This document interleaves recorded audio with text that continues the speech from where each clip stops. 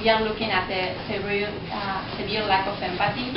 We are looking at these individuals accounting for the most violent of offenders, committing great variety of crimes, and more frequently, also they are more likely to reoffend and more likely to violently reoffend following prison terms. And also, they show less improvement after psychiatric treatment. So Robert Hare, here in UBC as well, have been doing lots of research looking at psychopathy, and he pointed out two dimensions of psychopathy. We have the first dimension, the social deviance and lack of inhibition, and the second dimension, the one that we will be looking at, is the callous and emotional traits. Just to briefly describe these two dimensions, the first dimension is the one that you will find in the DSM manual as is today. It's the antisocial personality diagnosis.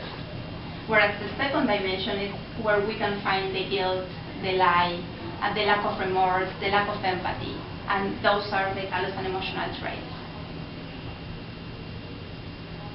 Okay. I don't know if you can see the writing here. It says, first thing first, mother, I'll call the distributor and then I call 911. Just to give you a hint on what these callous and emotional traits are. So these traits, the research on these traits indicates that these traits remain stable throughout an individual's lifespan. And we can find these traits on a continuum in different degrees, meaning that they won't be only present on a clinical population. And these traits, as other personality traits, are stabilized and can be assessed by age 8. Okay, so far I've been talking to you about one of the personality traits that I'm interested in, and now I'm going to tell you briefly about the other personality trait that I've been looking at, that is deception. And what we know about deception is that we all learn to lie at a very young age, that the ability to deceive increases over the first 6 years of life, and the higher the IQ, the more likely people are to deceive. So we have lots of liars in this room. And the ability to deceive improves with age. So the older the kid, the better the liar. But it's also important to point out that there's nothing intrinsically psychopath about lying. There's nothing abnormal about lying, because actually we learn to lie in order to protect the feelings of other people. And we learn to lie, and we are socialized by our own parents to learn to lie. I'm sure that all of you remember having been given a birthday present, and you didn't like that sweater, you didn't like the color, but you said, oh, it's lovely, Claudia, this is just what I've been expecting. So as you see, lying is not as bad, right? But the difference is the purpose of the lie and the nature of the lie. So while non-psychopaths learn to lie to protect other people, psychopaths learn to lie to manipulative. It's the manipulative nature of the lie. It's to actually deceive other people, and it's much more frequent.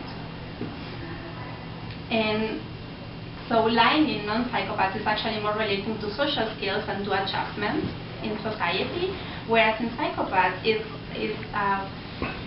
these individuals also have really good insight into people's needs, but also on the weaknesses, and they will use it to obtain their desired goals.